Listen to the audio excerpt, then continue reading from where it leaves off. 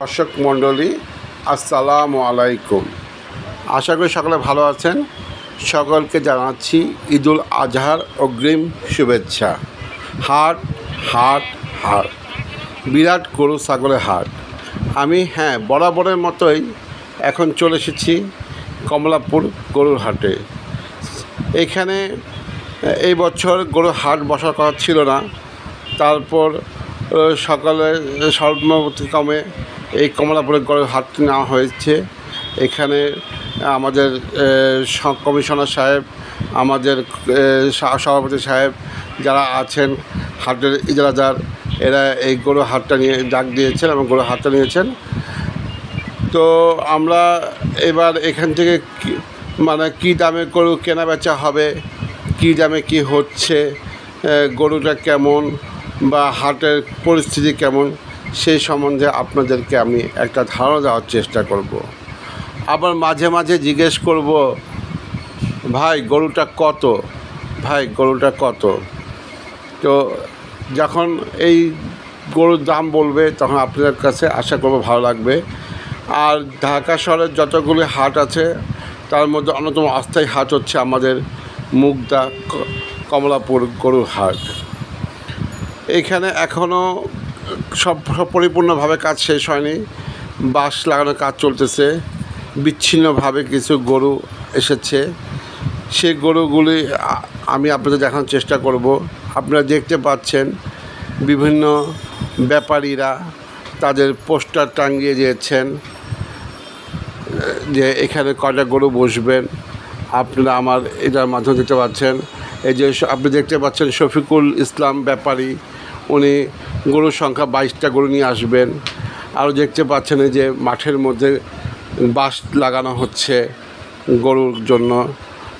এখানে এটা হচ্ছে আমাদের মতিঝিল যে রাস্তাটা আছে তার অপোজিটে যে মাঠটা আছে, সে মাঠে এখানে দুটা গরু দেখতে পাচ্ছেন, বিশাল আকৃতির গরু।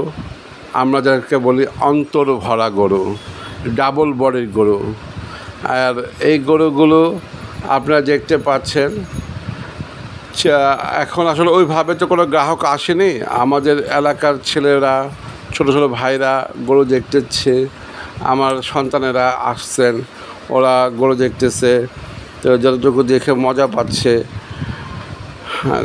আমিও ওদের এই প্রতিবেদনটা তৈরি করার সময় যে ফাঁকে ওদের সাথে একটু কথা বলছিলাম যে তোমরা গরু দেখে কেমন মজা পাচ্ছ। তো ওরা বলছে হ্যাঁ খুব মজা পাচ্ছি। আর এই যে আমি আপনাদের দেখাচ্ছি এখানে যে কাজগুলো চলছে, এখান থেকে এই মতিঝিল এই যাওয়ার পথটা মধুমিতা হলে যাওয়ার পথে এখানে গরুর হাট বসবে। আপনারা এখান থেকে গরু কিনতে পারবেন।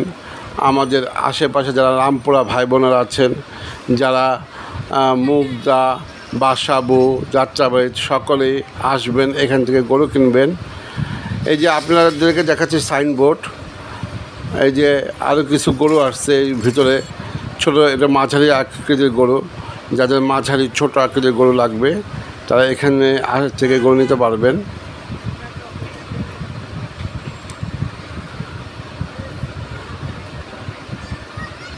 আমি এখানে আসলে অত গরু আসেনি এখনও, আজকে যেহেতু প্রথম দিকে, আর আস্তে আস্তে যত সময় ঘনিয়ে আসবে প্রচুর গরু থাকবে। আমি ধারণা করছি সাধারণত বৃহস্পতিবার, শুক্রবার, শনিবার এই তিনটা দিন আমাদের প্রচুর গরু কেনাবেচা হবে। আর এখন এখানে এসে গরুর দাম দস্তর করা হবে, এর ফাঁকে ফাঁকেও কেনা বেচা হবে।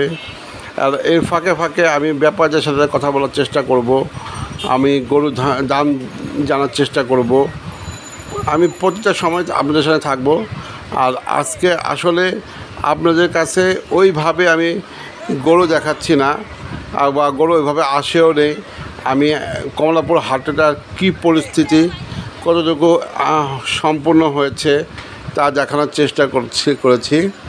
তো আপনারা চেষ্টা চালিয়ে যাচ্ছি। আর এর ফাঁকে ফাঁকে যে কটা গরু আসছে সেই কটা গরু আপনাদেরকে দেখানোর চেষ্টা করছি। যে গরুগুলি কেমন পরিমাণে উঠেছে, আর কী রঙের গরু উঠছে, আর কীভাবে কাজ চলতেছে, কতটুকু কাজ এগিয়ে যাচ্ছে। এই যে আপনারা দেখছেন এখান থেকে হাসিল ঘরে, আর হাসিল ঘরে এখানে পাশে একটা ছোট মিনি হাট করছে। এই হাটের ভিতরে আপনারা গরু দেখতে পাচ্ছেন, আর এখানে বিশাল আকৃতির একটা গরু দেখতে পাচ্ছেন, আর ইন্ডিয়ান একটা বলদ গরু দেখতে পাচ্ছেন আপনারা। কথার ফাঁকে আমি ব্যাপারীকে জিজ্ঞেস করেছিলাম, ভাই এই গরুটার দাম কত? তো উনি 4.5 লক্ষ টাকা গরুটার দাম হাঁকিয়েছেন। আর আমি বুঝতে পারছিলাম যেহেতু মাত্র আসছে, ওনারা জায়গা হাঁকাতেই পারেন, আর আমি তাদেরকে কোনো তেমন কিছু বলি নাই। আর এই যে আপনারা যে লাল গরুটা দেখতে পাচ্ছেন, সেই গরুটাও তাকে জিজ্ঞেস করেছিলাম কেমন দামে আপনারা চাচ্ছেন। তো সে বললো 6 লাখ টাকা চাচ্ছি। তো যাই হোক, আমি তাদেরকে 4 লাখ টাকা পর্যন্ত বলেছিলাম। মানে এখন ওরা একভাবেই বসে আছেন।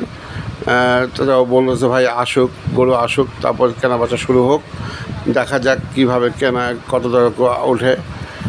আর এই যে কালো গরুটা দেখতে পাচ্ছেন, এই কালো গরুটা ওনারা 5 লাখ টাকা চেয়েছেন। তো আমি আশা করব আপনারা হাটে আসবেন, গরু দেখবেন কী দামে কেনা বেচা করা যায়। আমি সকলকে আমাদের প্রিয় কমলাপুর হাট, এই হাটে এসে গরু কেনার জন্য আমন্ত্রণ জানাচ্ছি। কারণ আমি ছোটোবেলা থেকেই, আমি মুগদার বাসিন্দা, আমি ছোটোবেলা থেকেই এই হাটে গরু কিনেছি, এইখানটাই বড় হয়েছি। তা এটা আমার অন্তরের সাথে জড়িয়ে আছে। আর এই কারণেই আমি বরাবরের মতোই সবসময় কমলাপুর হাটেই থাকি। আর কমলাপুর হাটের পরিস্থিতি আপনাদেরকে দেওয়ার চেষ্টা করি, এই কারণে যাতে আপনাদের যেন এখান থেকে কেনাকাটা খুব সহজ হয়ে যায়। তো আপনারা আমাদের জন্য দোয়া করবেন, যাতে আমি আপনাদের সেবায় নিয়োজিত থাকতে পারি। আপনাদের এই ঈদের কয়েকটা দিন যেন আপনাদেরকে এই হাট সম্বন্ধে ধারণা দিতে পারি। আর আমার এই প্রতিবেদনগুলো যদি আপনাদের কাছে ভালো লাগে, তাহলে অবশ্যই লাইক এবং কমেন্ট এবং সাবস্ক্রাইব করবেন, এবং আমাকে উৎসাহিত করবেন আপনাদের পাশে থাকার জন্য। আর আমার মতো গরু প্রেমিক যারা আছেন, তারা অবশ্যই আমার ভিডিওটা দেখবেন। আর আমি যতটুকু পারবো আপনাদেরকে আমার মাধ্যমে আপনাদেরকে সামনে এটা তুলে ধরতে চেষ্টা করব। আসসালামু আলাইকুম ওয়া রাহমাতুল্লাহি ওয়া বারাকাতুহু।